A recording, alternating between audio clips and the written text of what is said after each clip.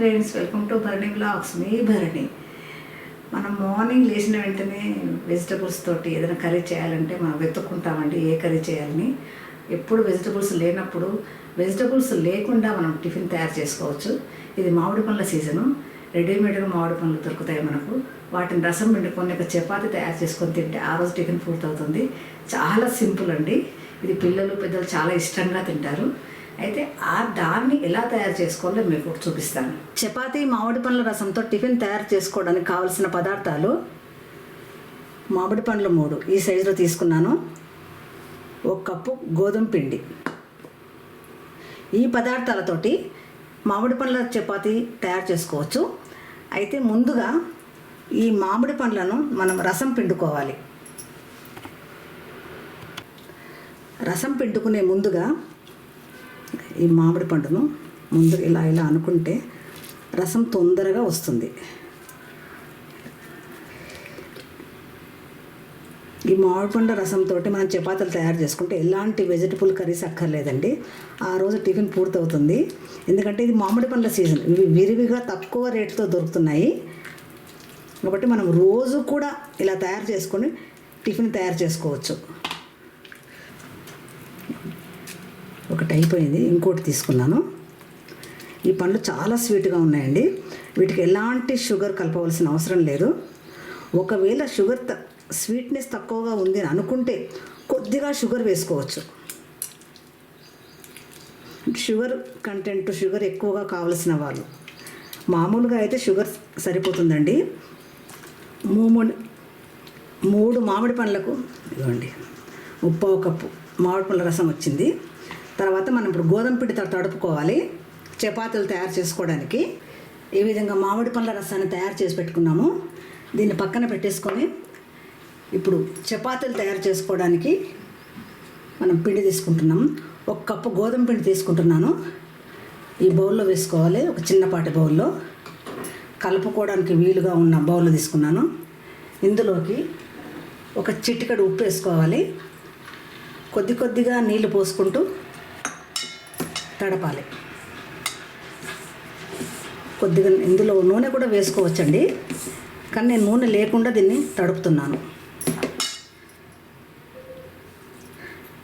ఈ చపాతీ పిండి తడిపే విధానంలోనే మనం గోధుమ చపాతీ మృదువుగా వస్తుంది.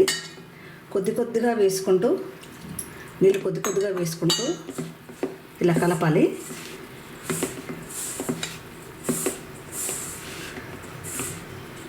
పిండి ఈ కన్సిస్టెంట్కి రావాలి. స్మూత్గా అయిపోయింది పిండి. దీన్ని ఒక 10 నిమిషాలు ఇలాగే నాననిద్దాము.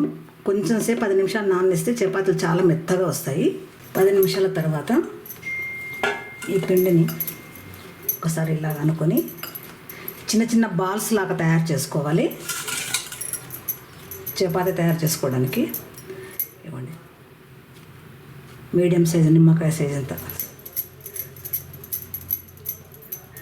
కొద్దిగా తీసుకొని ఇలా రౌండ్గా అనాలి.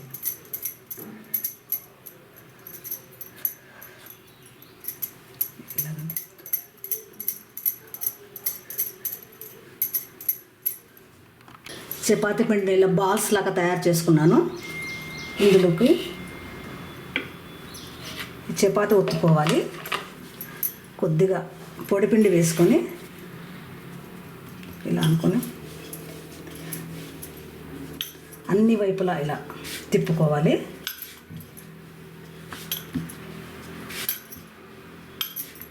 దీంట్లోకి కొద్దిగా ఆయిల్ రుద్దుకోవాలి.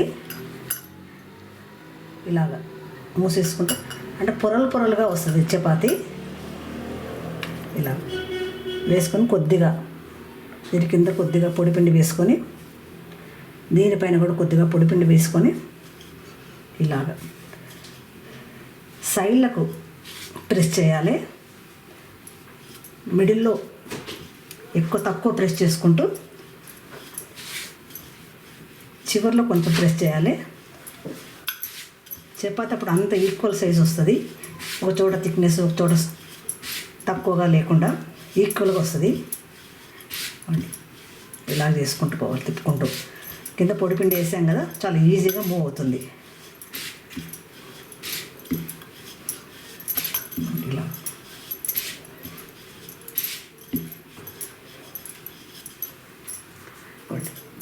చపాతీ రెడీ అయింది. దీన్ని ఒక పెంక పెట్టుకొని కాల్చుకోవాలి. అది వేసుకుంటూ పోవాలి తిప్పుకుంటూ. కింద పొడిపిండి వేసాం కదా, చాలా ఈజీగా మూవ్ అవుతుంది. ఇలా ఈ విధంగా అన్ని చపాతీలు తయారు చేసుకున్నాను.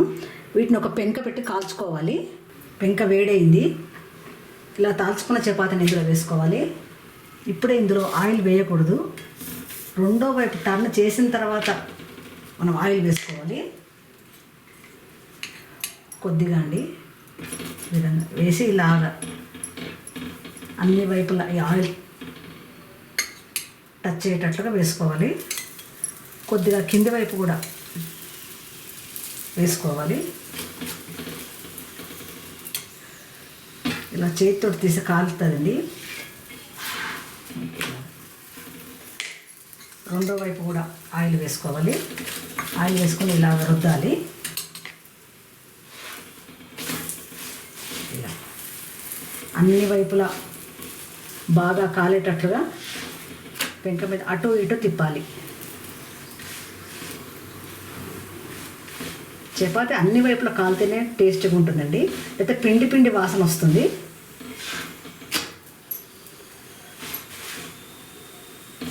చూసారా, పూరి లాగా పొంగింది. లోపల ఆయిల్ వేసాం కదండి, ఆయిల్ వేసి మళ్ళీ మడత పెట్టాము. ఇలా కొద్దిగా పొరలు పొరలుగా వస్తుందండి చపాతీ. తిప్పుతూ ఉండాలి. ఈ సైడ్స్ కాలాలి బాగా.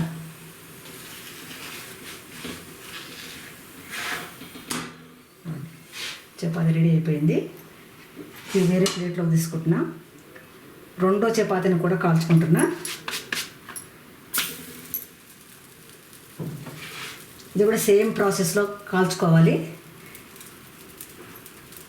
బాగా కాలుతున్నట్లుగా చిన్న చిన్న బబుల్స్ వస్తున్నాయి, చూసారా? ఈ స్టేజ్లో టర్న్ చేయాలి. ఇప్పుడు కొద్దిగా ఆయిల్ వేసుకొని చపాతీ మొత్తం అంటేటట్లుగా ఇలా రుద్దాలి.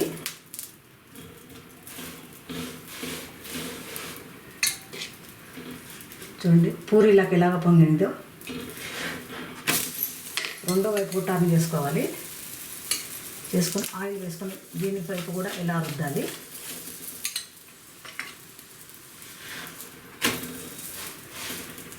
రెండో వైపు కూడా ఆయిల్ రుద్దిన తర్వాత ఇలాగ తిప్పుకుంటూ కాల్చుకోవాలి. ఎందుకంటే అన్ని వైపులా కాలాలి ఇది. ఇలాగా